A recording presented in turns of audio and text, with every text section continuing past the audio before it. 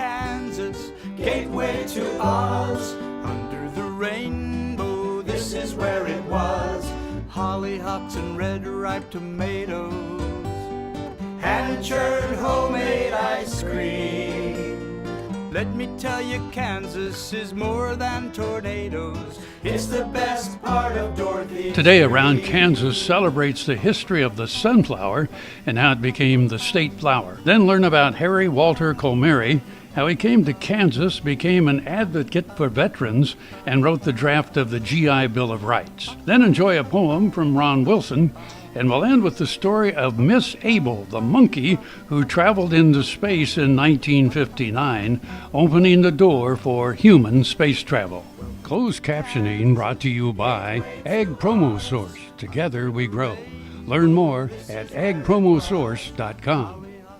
This segment brought to you by Brown Chevrolet Buick in Wamego, just a short drive down the Yellow Brick Road. Well, good morning. Welcome to the Twilight Zone. Oh, no. This is Around Kansas. I'm Frank. I'm Deb, and I feel like the Twilight Zone. I think the heat has fried my brain. You know, I've been like, my brain has been on a 30-second delay or something, or maybe even a 30-minute delay. You know, I mean, it's like people will say something, and I'm just like 30 minutes later, it'll kick in. It's like the blonde gene kicked in or something, you know, and I just can't quite follow what people are saying. I don't know what it is. So. Yeah. Well, the thing is, though, is I got to meet Rod Serling once. Did you really? Well, How when I worked in cool. Kansas City at WDAF, he was very good friends with the program director at WDAF, and they collaborated on a show called Beyond Belief. And anyway, Rod Serling happened to be in town one time, was at the studio, and it was kind of like this, oh, hi, things, but other than that. That's awesome. Yeah. You know, folks are always teasing me because, oh, you know so many famous people. That's the plus of being in media, isn't it? I mean, it really is. That's one wonderful perk, that these people aren't just like Rod Serling, the black and white face on TV, or that voice. It's a real person, you know, and we've been blessed to know some really cool people, Frank, and to interview some really interesting people. And, you know, one of my favorite interviews was William Lee Golden of the Oak Ridge Boys. And I interviewed him before a show in Topeka on the air. And it was the only time, because, you know, I'm used to talking to important people, and don't get starstruck too badly, but when he came over the phone and over the air and said, "Good morning, Deb," and that beautiful, deep voice of his, for like, I was done. I mean, it was like I couldn't think of a thing to say. I was just like, oh my gosh. And then I, you know, regained my composure, and then I got to meet him and visit with him when they came to town for the show. And oh my gosh, what a generous, gracious person. Oh, you know, in addition to phenomenally talented. One of the more fun ones I ever did was Chill Wills. I don't know if our audience is old enough to remember Chill Wills. How cool is that? Yeah, he was in town when they first opened the Ramada Inn, because I think he had interest in it and all that. But he came by the studio for an interview, and I just remember his publicist saying, "I will advise you, keep your hand on the mic switch." So anyway, because I guess we got through the interview, and he was just fine and quite a gentleman, and he looked just as cool as he always did on screen. You know, Buck Taylor grew up with Chill Wills, and and Buck, I'm going to mess it up now, he was either holding Buck's hand when he took his first steps, or Buck took his first steps to Chill Wills. I can't remember now, but it's in an interview that I did with Buck a couple of years ago, maybe a year or two ago, when at the premiere to The Road to Valhalla. So yeah, just a little bitty world, isn't it, Frank? Little bitty world. Hey, we've got some great stories. Stay tuned.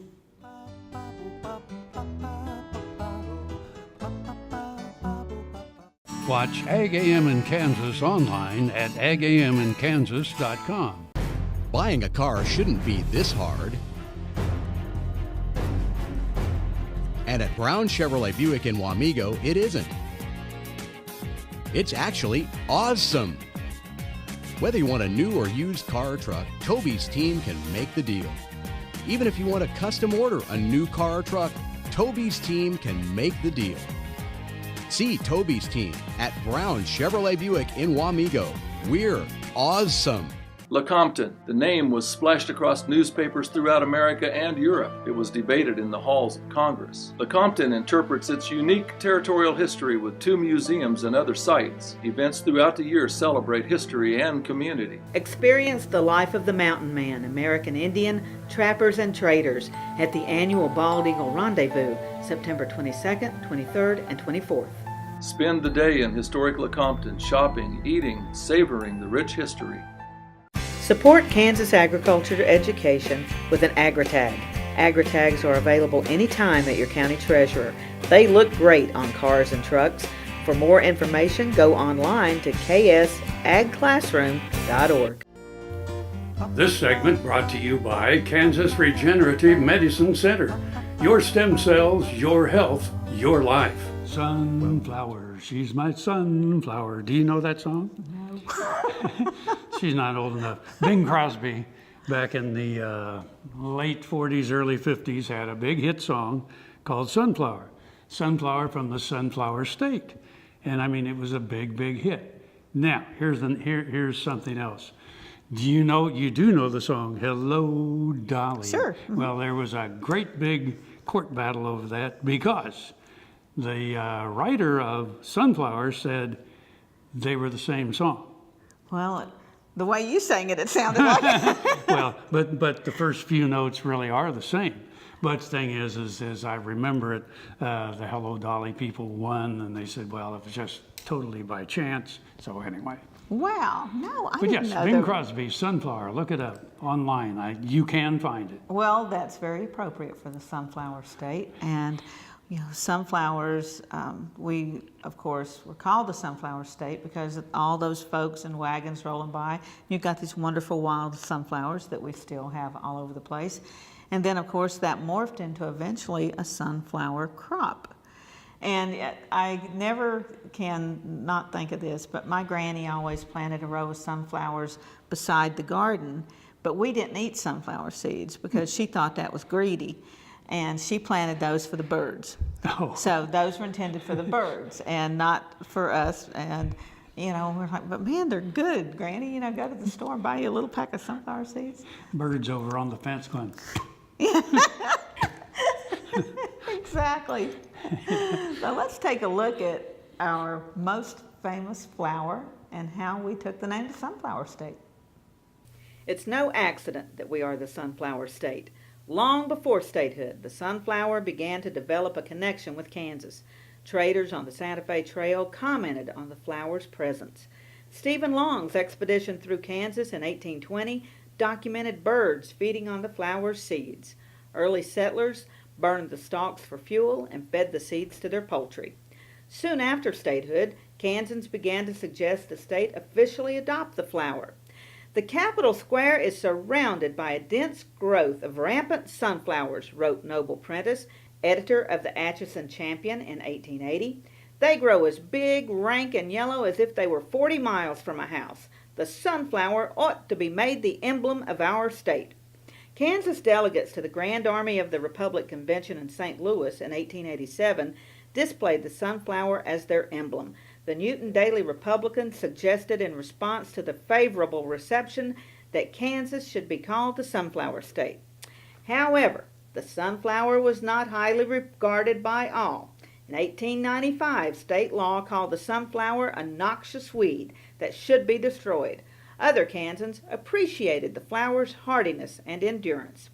Kansans who attended rodeos in Colorado Springs in 1901 displayed the sunflower as a badge.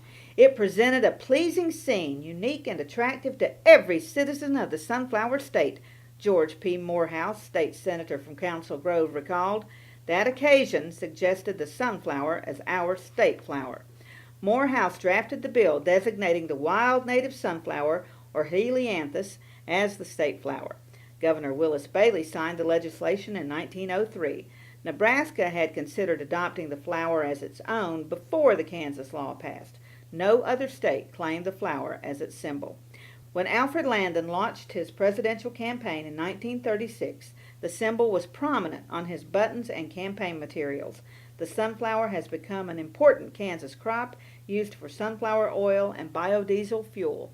The nickname Sunflower State has become common, and the sunflower remains a unique, cherished Kansas symbol.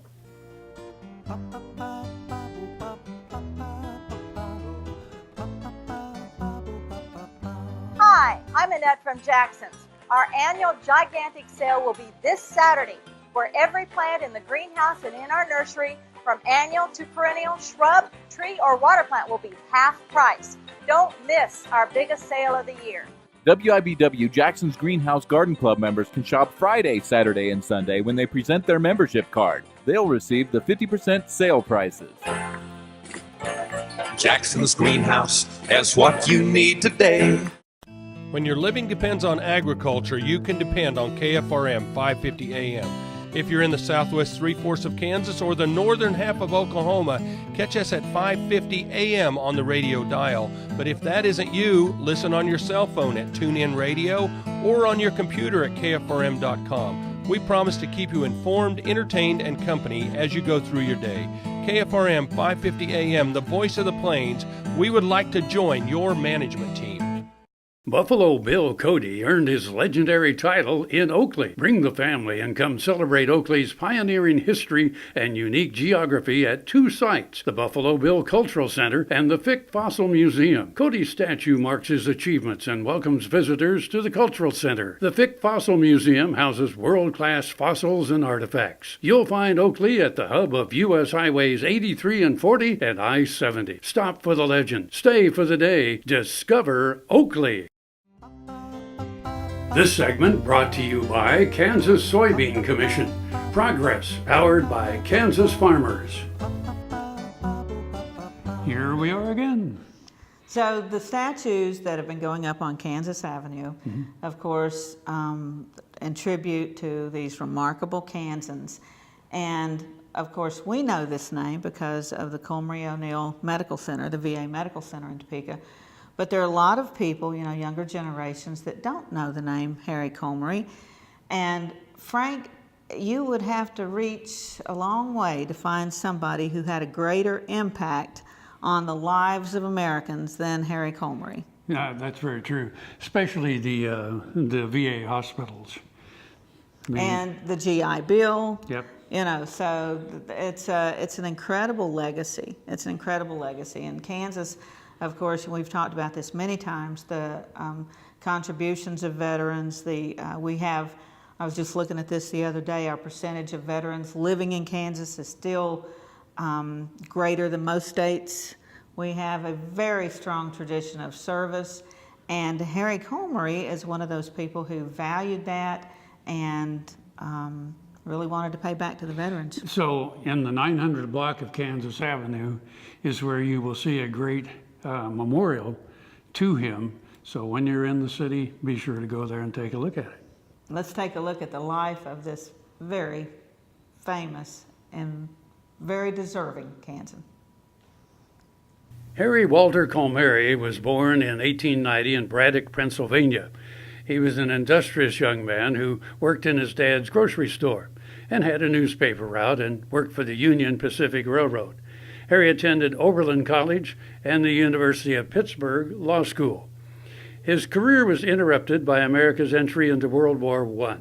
During the war, Colmery served in the Army Air Service as an instructor and pursuit pilot. Afterward, Harry moved to Topeka to practice law with John S. Dean. Harry's years in the Army had a big impact on him, and he was an advocate for veterans the rest of his life. He became involved in the American Legion at the local, state, and national levels, serving as national commander. In the years following World War II, the name Harry Colmery was a household word. He was a member of the American Legion's National Legislative Committee and worked to change regulations to allow veterans to be treated at veterans' hospitals for non-service related illnesses and to allow for the expansions of the veterans' hospital system. During World War II, he was involved in the debate on how to assist the millions of veterans that would be returning to the workforce at the end of the war. Many feared a return to the Great Depression, with men and women who had served their country joining the ranks of the unemployed after they were discharged. Colmery is credited with writing the draft of what became the Serviceman's Readjustment Act of 1944, more popularly known as the GI Bill of Rights. He then worked for its adoption, and President Franklin Roosevelt signed it into law on June 22, 1944. The GI Bill provided books, tuition, and a monthly stipend for veterans who enrolled in colleges and universities. More than 2 million veterans attended college on the GI Bill, and it is estimated that in 1947, half of all college students were veterans. Another 5 million veterans attended vocational schools or participated in on-the-job training opportunities. Other provisions of the GI Bill provide low-interest loans for buying a home and unemployment pay. The Colmery O'Neill Veterans Administration Hospital in Topeka, Kansas is named for him. I was in an accident where I fell off a roof. I don't know why I started to research stem cells, but I did. And I visited with the doctors. They were excellent. I had my neck done, my shoulders done, section of my back, my hips, my sacrum, my sciatica, and my tailbone. Now I am having better range of motion in my arms and my neck and my back. It was a long road to get there, but I'm so glad that I found them. Grain sorghum is one of the most important cereal crops worldwide, and Kansas leads the nation in its production. Over the years, sorghum has been either exported, used in animal feed domestically, or for other industrial uses. Recently, its use in the ethanol market has seen tremendous growth, with 30% of domestic sorghum typically going to ethanol production. Kansas Grain Sorghum is committed to sorghum research, market development, and education. Learn more at ksgrainsorghum.org. Soil is the life of a farm, and for 25 years, SureCrop Liquid Crop Nutrition has helped growers produce abundant quality crops while preserving and improving the soils they steward. SureCrop offers complete soil and plant analysis with cropping recommendations, delivery direct to your on-farm storage, and quality crop nutrition custom blended for your field. Choose SureCrop for the assurance of excellence for your soil. Call today or visit their website for more information.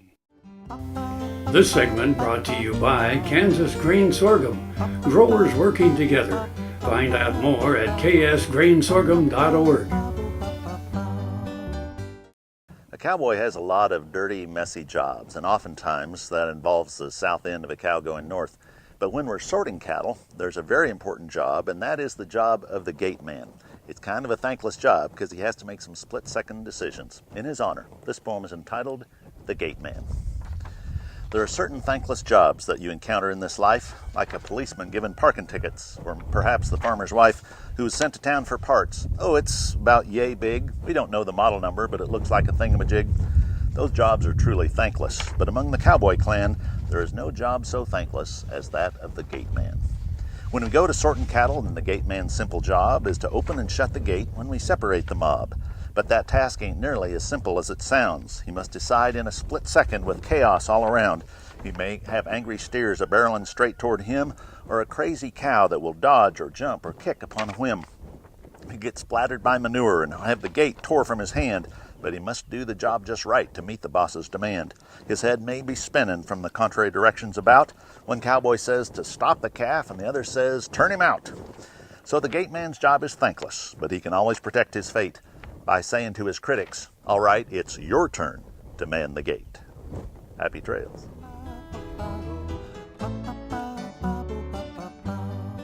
Kansas Farm Bureau, the voice of agriculture, represents grassroots agriculture. The state's largest and most powerful farm organization stands up for its members through leadership development, agriculture education, legal defense, environmental advocacy, farm safety, and risk management. Members also enjoy money-saving benefits. To join our organization today or to learn more, go to www.kfb.org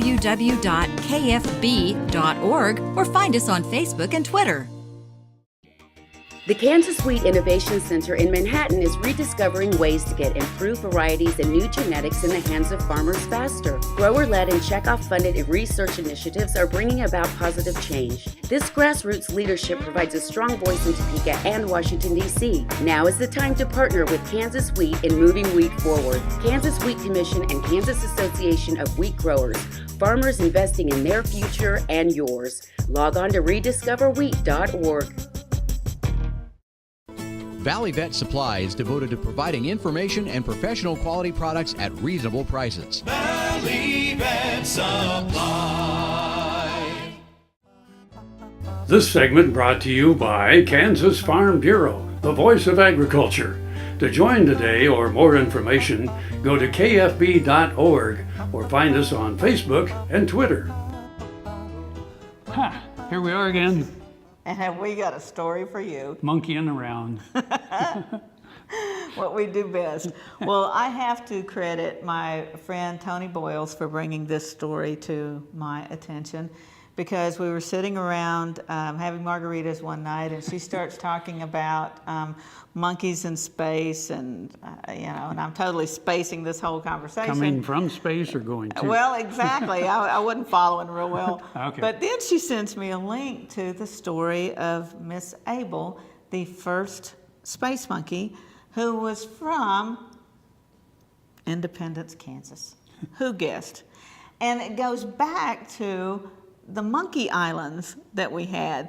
You can't make this stuff up, people. I'm telling you, you just can't make this up. Topeka Zoo had a monkey island. Topeka Zoo had a monkey island. It was one of the most popular attractions, yes. So you've literally got this island where the monkeys live, and it was sitting out in the middle of a pond? A moat. There was a moat around it, and then you saw this little village and the monkeys all over it, and they had places they could swing and the whole thing. I mean, it was a lot of fun, it really was. So how long ago was that? Oh my. Decades? See, it was still it was still there in the mid-50s, I believe. But I think it came into being somewhere in the late 30s, 40s.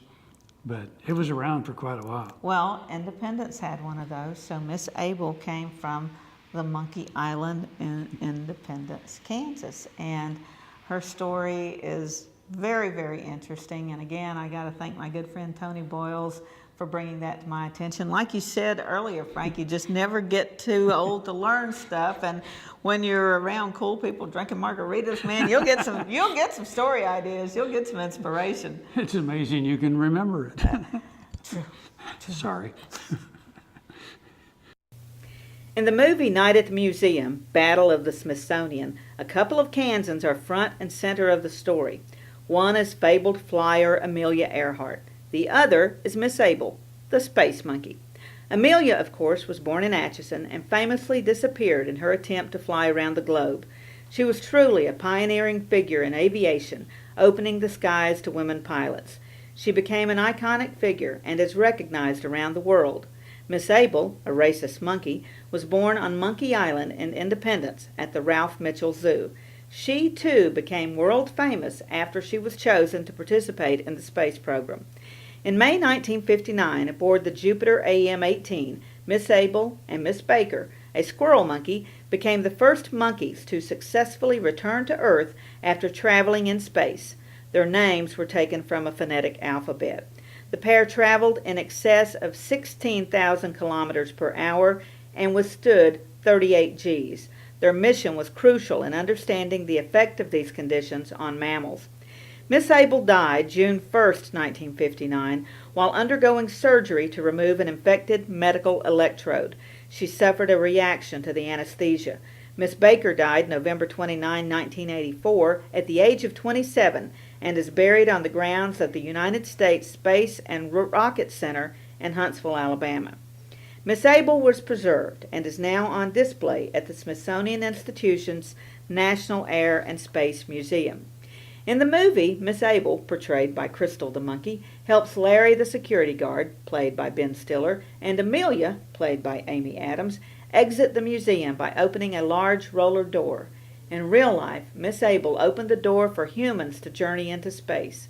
She is among the more popular museum exhibits and is rightfully taking her place in the long line of Kansans who have made history in air and space. Well, that's it. I'm Frank. I'm Deb. And we'll see you somewhere around Kansas. Gateway to Oz, under the rainbow. This is Closed captioning brought to you by Ag Promo Source. Together we grow. Learn more at agpromosource.com. Let me tell you, Kansas is more than tornadoes. We're the best part of Dorothy Street.